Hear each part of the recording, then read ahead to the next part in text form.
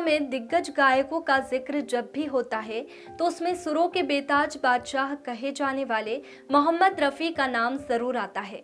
रफ़ी साहब को रुखसत हुए 41 बरस बीत चुके हैं, मगर वह आज भी देशवासियों के दिलों में जिंदा है। दुनिया भर में हमें रफ़ी साहब के चाहने वाले देखने को मिलते हैं। राजधानी भोपाल में भी मंसूर अहमद फारूकी ने अपनी 36 बरस की मेहनत से मोहम्मद रफ़ी मेमोरियल फाउंडेशन खड़ा किया है, जिसमें उन्होंने रफ़ी साहब से जुड़ी हुई तमाम तरह की चीज़ों को शामिल किया है। संगीत की दुनिया के बेताज बादशाह कहे जाने वाले मोहम्मद रफ़ी साहब की 41वीं पुण्यतिथि के मौके पर राजधानी भोपाल के पुराने शहर स्थित जिंसी चौराहे पर मोहम्मद रफ़ी मेमोरियल फाउंडेशन का छत्तीसगढ़ विधानसभा के पूर्व प्रमुख सचिव देवेंद्र वर्मा ने फीता काटकर शुभारंभ किया। इस मौके पर छत्तीसगढ़ विधानसभा के पूर्व प्रमुख सचिव देवेंद्र वर्मा ने कहा कि मोहम्मद रफ़ी मेमोरियल फाउंडेशन ने कई वर्षों के अथक प्रयास से मोहम्मद रफ़ी से जुड़ी हुई चीज़ों का संग्रह किया है। उन्होंने कहा कि मुझे देखकर बहुत खुशी हुई कि भोपाल जैसी जगह में मंसूर अहमद का मोहम्मद रफ़ी साहब के प्रति लगाव और प्रेम है।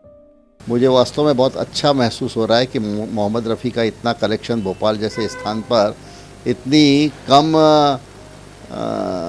सुविधाओं के साथ में, क्योंकि ऐसे कलेक्शन के लिए काफ़ी सुविधाएं बहुत लगती हैं, पैसा भी बहुत खर्च होता है, लेकिन जब तक लगाव ना हो तब तक ऐसा कार्य नहीं हो सकता। तो फारूकी साहब को मैं बहुत बहुत बधाई देता हूं और शुभकामनाएं व्यक्त करता हूं कि अभी उनके पास में मोहम्मद रफ़ी के लगभग 7,500 गाने गाए हैं उन्होंने, उसमें से 5,500 गानों का कलेक्शन है।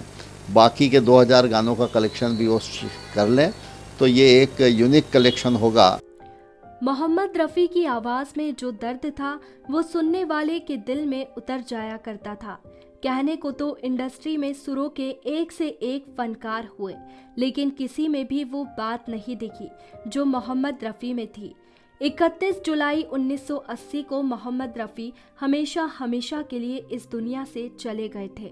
उसके बाद से ही भोपाल के रहने वाले मंसूर अहमद फारूकी ने उनसे जुड़ी हुई चीज़ों को जोड़ना शुरू किया और 36 साल की अपनी मेहनत से उनके हज़ारों गानों की कैसेट्स, बुक्स, उनको दिए गए अवार्ड का वितरण व कई अन्य उनसे जुड़ी हुई वस्तुएं शामिल हैं।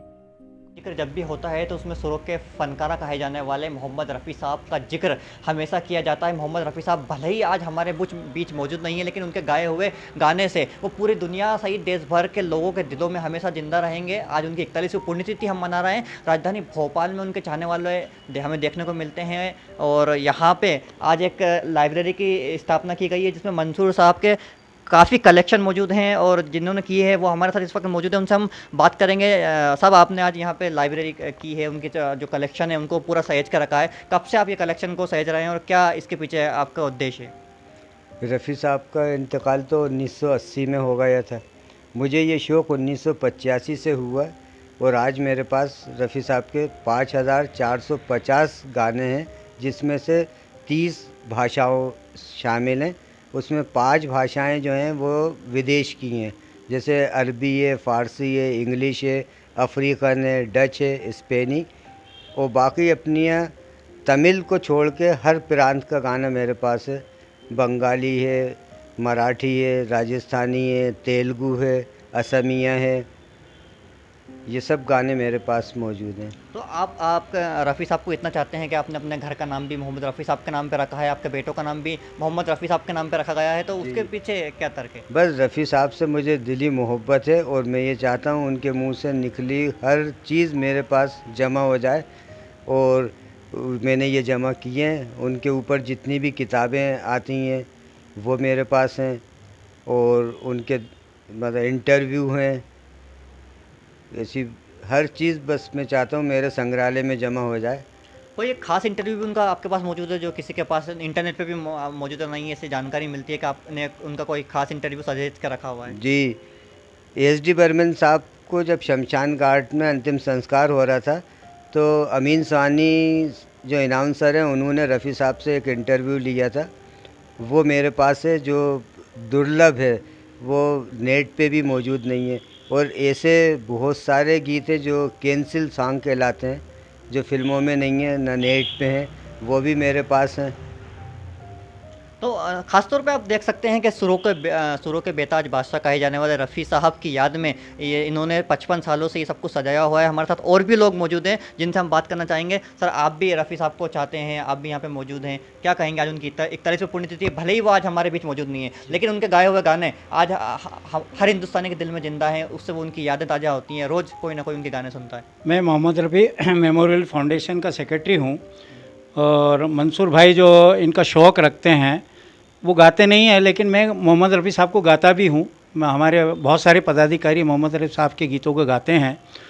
अगर आप कहें तो इस अवसर पे जी, मैं आपसे गुजारिश करूँगा कि आप एक गाना इस मौके पर गाएं और उन्हें अपनी सच्ची श्रद्धांजलि दें। जी जी एक गीत है बहुत जो इस अवसर पर बहुत बजता है।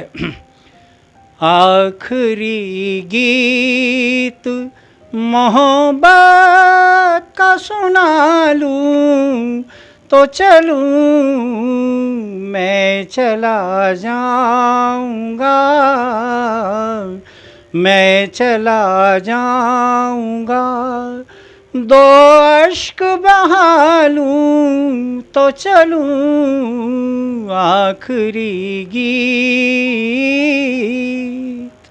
तो ये आप बिल्कुल देख सकते हैं कि आज भले ही रफ़ी साहब हमारे बीच मौजूद नहीं है, लेकिन उनके चाहने वाले, उनको लाइक करने वाले, उनको पसंद करने वालों की देश में कमी नहीं है। आज राजधानी भोपाल में मंसूर अली फ़ारूकी साहब ने जो स्थापना की है वो वाकई काबिल तारीफ़ है और उनने जो कलेक्शन जो सवार के रखे हैं उससे उन्हें सच्ची श्रद्धांजलि दी है। मोहम्मद ताहिर खान, मृदुभाषी न्यूज़, भोपाल। हालांकि संगीत की दुनिया में जैसा नाम और सम्मान मोहम्मद रफ़ी ने कमाया, उसे हासिल करना वाकई काबिले तारीफ है। रफ़ी साहब ने अपने करियर में करीब 25,000 से अधिक गाने गाए थे, जो अपने आप में एक रिकॉर्ड है।